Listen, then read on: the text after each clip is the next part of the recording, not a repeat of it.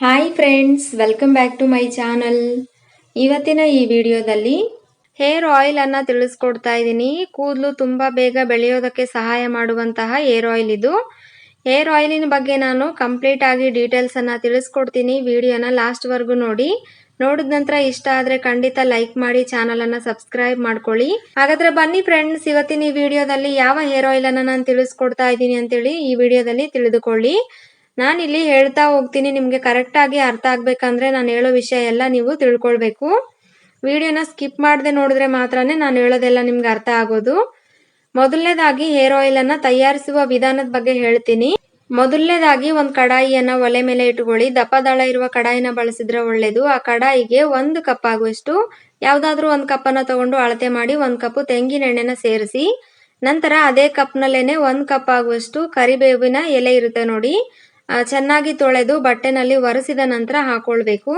ಕೊನೆಯದಾಗಿ 1 tea spoon ಆಗುವಷ್ಟು ಮೆಂತ್ಯ ಕಾಳನ್ನ ಕೂಡ ಎಣ್ಣೆಗೆನೆ ಹಾಕೊಂಡು ಚೆನ್ನಾಗಿ ಒಂದ್ಸರ್ತಿ ಮಿಕ್ಸ್ ಮಾಡಿದ ನಂತರ ಸ್ಟವ್ ಅನ್ನ ಆನ್ ಮಾಡಿ ಮೀಡಿಯಂ ಟು ಲೋ ಫ್ಲೇಮ್ ನಲ್ಲಿ ಇದನ್ನ ಚೆನ್ನಾಗಿ ಕುದಿಸ್ಬೇಕು. ಎಣ್ಣೆನ ಮಧ್ಯ ಮಿಕ್ಸ್ ಮಾಡ್ತಾ ಕರಿಬೇವು ಮತ್ತು ಮೆಂತ್ಯ ಕಾಳು ಲೈಟ್ ಬ್ರೌನ್ ಕಲರ್ ಆಗ್ಬೇಕು, ಅಲ್ಲಿವರೆಗೂ ನಾವು ಕುದಿಸ್ಬೇಕು. ಅಂದ್ರೆ ಕರಿಬೇವು ಗರಿ ಗರಿ ಆಗುತ್ತೆ, ಮೆಂತ್ಯ ಕಾಳು ಬಂದ್ಬಿಟ್ಟು ಲೈಟ್ ಬ್ರೌನ್ ಕಲರ್ ಆಗುತ್ತೆ, ಅಲ್ಲಿವರೆಗೂ ನಾವು ಚೆನ್ನಾಗಿ ಮಿಕ್ಸ್ ಮಾಡ್ತಾ ಕುದಿಸ್ಬೇಕು.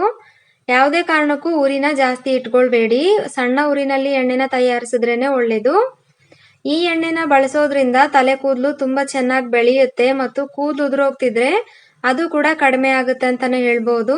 ಅಷ್ಟೇ ಅಲ್ಲದೇನೆ ತಲೆ ಕೂದಲನ್ನ ಕಪ್ಪಾಗಿರಿಸಲು ಕೂಡ ಒಳ್ಳೇದು. ಬಿಳಿ ಕೂದಲು ಬಾರದಂತೆ ತಡೆಗಟ್ಟೋದಕ್ಕೂ ಕೂಡ ಈ ಎಣ್ಣೆ ತುಂಬಾನೇ ಉಪಯೋಗ ಅಂತಾನೆ ಹೇಳ್ಬೋದು.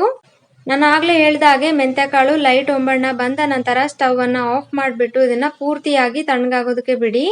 ಪೂರ್ತಿಯಾಗಿ ಎಣ್ಣೆ ತಣ್ಣಗಾದ ನಂತರ ಒಂದು ಗ್ಲಾಸಿನ ಕಂಟೈನರ್ಗೆ ಹಾಕೊಂಡ್ಬಿಟ್ಟು ಸ್ಟೋರ್ ಮಾಡಿ ಇಟ್ಕೊಳ್ಬಹುದು. ಇದನ್ನ ಅಷ್ಟು ಬೇಗ ಏನು ಹಾಳಾಗೋದಿಲ್ಲ. ಈ ರೀತಿ ತಯಾರಿಸಿದಂತಹ ಕರಿಬೇವಿನ ಎಣ್ಣೆನ ಬಳಸುವಂತಹ ವಿಧಾನ ಹೇಗೆ ಅಂತ ನಾನೀಗ ಹೇಳ್ತೀನಿ.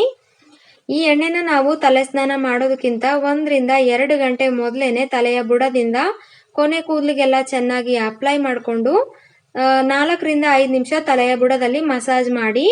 ಆ ರೀತಿ ಮಾಡಿದ ನಂತರ 2 ಗಂಟೆ ಬಿಡಬೇಕು. 2 ಗಂಟೆ ನಂತರ ಮೈಲ್ಡ್ ಶಾಂಪೂನಾಗ್ಲಿ ಅಥವಾ ಯಾವ್ದಾದ್ರು ಆಯುರ್ವೇದಿಕ್ ಶಾಂಪೂನಾಗ್ಲಿ ಬಳಸ್ಬಿಟ್ಟು ತಲೆ ಸ್ನಾನ ಮಾಡಿ. ಖಂಡಿತ ಒಳ್ಳೆ ರಿಸಲ್ಟ್ ಇರುತ್ತೆ. ಟ್ರೈ ಮಾಡಿ ನೋಡ್ಬಿಟ್ಟು ಅಭಿಪ್ರಾಯ ತಿಳಿಸಿ. Thank you for watching.